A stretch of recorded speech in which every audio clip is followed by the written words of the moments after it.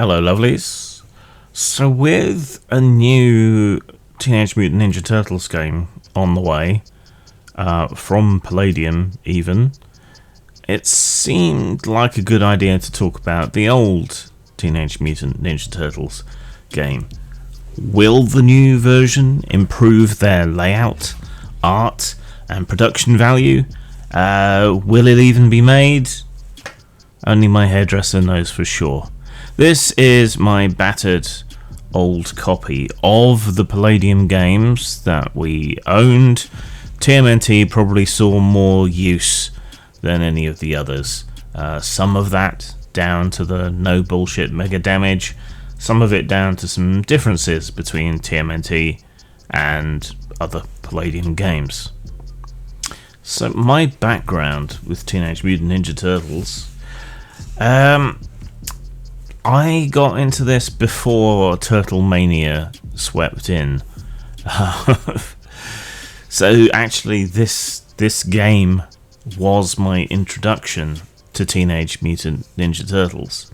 So this was before TMNT took off globally, before it got name changed here to Teenage Mutant Hero Turtles over unfounded fears about violence and kids stabbing each other with ninja weapons and things.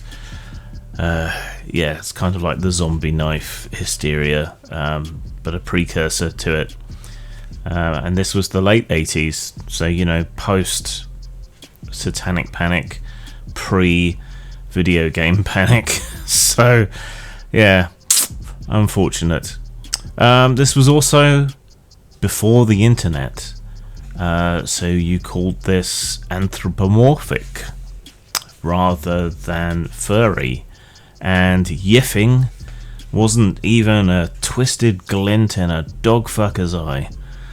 Omaha the Cat Dancer and Fritz the Cat were considered legitimate forms of art. So, enough preamble.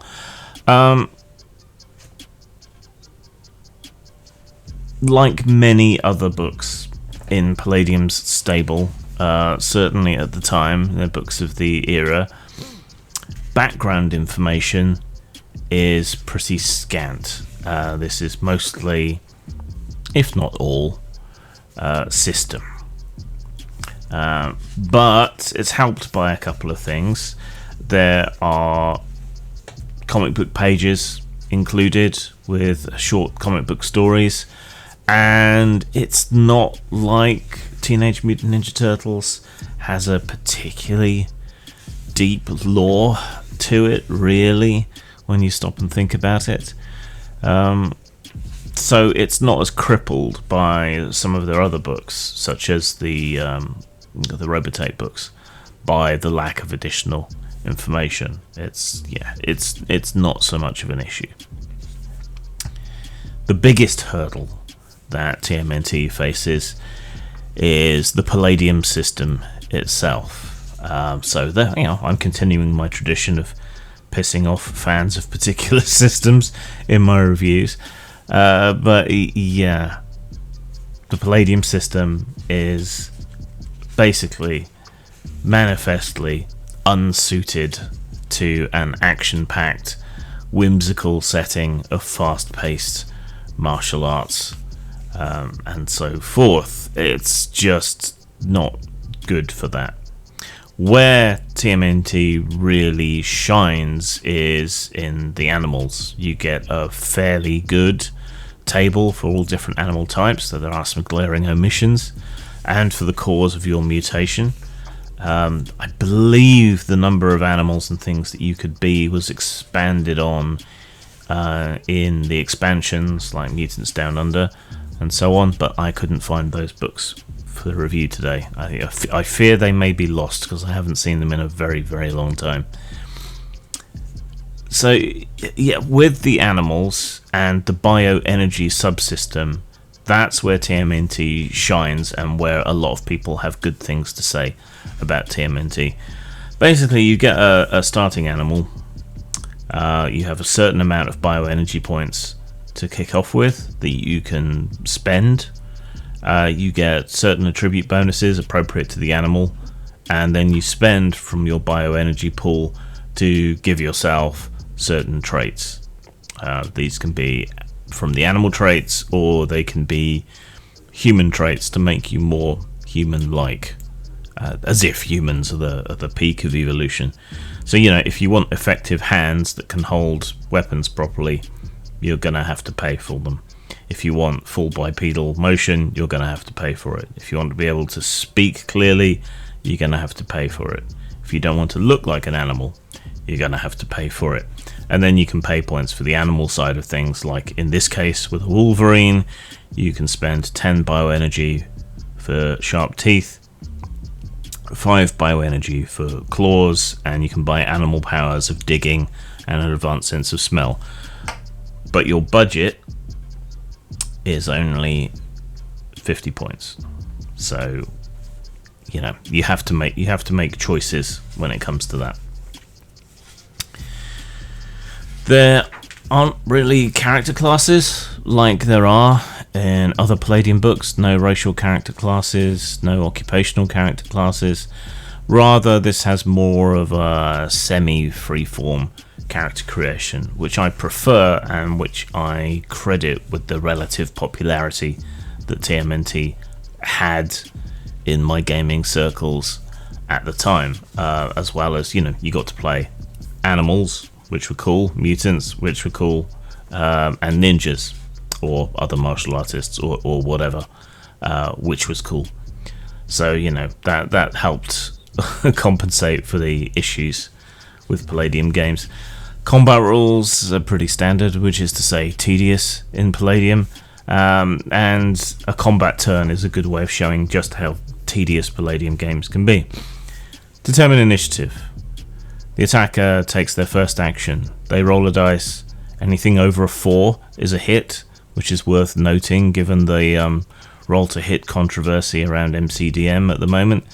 Anything that rolls above armor rating hits the target's hit points and SDC, which is structural damage capacity, kind of like vitality and hit points in some D20 stuff. Anything below that hits the armor and does damage to that rather than you. But wait, there's more. Then, if you're hit, you can make a roll to parry, which is free, doesn't take any actions, dodge, which uses up one of your future actions, or to entangle the incoming attack if you're armed with a ninja chain weapon or whatever. Then damage is rolled, but wait, there's even more. Then you can try to roll with the punch to reduce the damage, provided it's the right kind of attack. Then it swaps to the other fella who counter-attacks, then you move on to your next attack, and so on, back and forth. There's a lot to keep track of, a lot to compare, a lot of rolls, and yeah, tedious. I'm glad we didn't really understand the rules when we were playing this, because it played a lot more smoothly and quickly when we did. There is a good selection of ninja equipment and Japanese historical weapons and other historical weapons. I mean, it's no Gary Gygax polearm chart, but there is a lot in here, particularly if you were a proto-weeb at the time. So, good selection of martial arts weapons and modern for the 1980s weapons. Not that firearms have changed particularly much in the intervening time. So, I mean, F-15s go back to the 1950s, for Christ's sake. And this was the 80s, so we were all kind of ninja literate, so we knew about the special ninja equipment and weapons. So it was good to have everything there, because when you sat down to play and someone heard the word ninja, they were going to know what they wanted from their favourite ninja films or whatever. In the back we get a few mini scenarios, which has often been the best part of Palladium books, but they're always a bit too combat focused, I find, looking back at it now.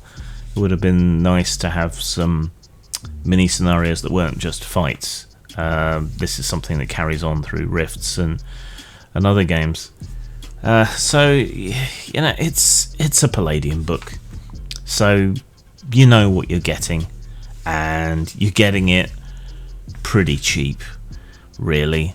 The black and white art was, as ever, top notch, not hurt at all by the inclusion of Eastman and Laird's work within the book. The layout was profoundly meh, could almost have been typed out on a typewriter and photocopied or Xeroxed for Americans in the audience. So, you know, there's good things, there's bad things. It's more accessible and more fun than a lot of other Palladium games, in my not so humble opinion. But it is absolutely not without flaws, of course. As I said before, TMNT's lore isn't fantastically deep, so the relative lack of lore common in Palladium books of the time is not as much of a hindrance as it might otherwise be. Black and white art, great. Layout, meh. It's a game that is hobbled by a complex, outdated, even back then, and long-winded system. This isn't really a review, it's a retrospective. We had fun with it, largely because we were young and didn't necessarily understand the rules, particularly. But looking back on it, I would give it a 3 for style. You know, the same problem with other Palladium books I've looked at. Artwork's great, miss black and white art, layout is meh, and the system generally doesn't suit the setting. So 3, all told. Substance wise, TMNT doesn't need as much substance as other things might, so middle of the road, 3 as well. So that's 3 out of 5, 6 out of 10. For nostalgia and completionism, and God help you if you try to collect everything Palladium has ever done, it's worth it. Otherwise, will the new system be any different, any better? Will the new book have higher production values, better quality? We'll have to wait and see whether it will even be even be successful, whether they will actually make and ship the book to everyone that backed it, given their history with previous crowdfunding. But there you go. Fond memories. Holds up better than the Robotech books did, but at the end of the day, it's still a Palladium game, and you can't get past that, really. Zang. Old Fat Punks is part caper, part comedy, part nostalgia, and part commentary. It follows 3 aging punks as they build themselves up for one big, nihilistic last hurrah. You can buy Old Fat Punks at Amazon, Drive-Thru Fiction, or Lulu.com. Follow the links below or search on those sites.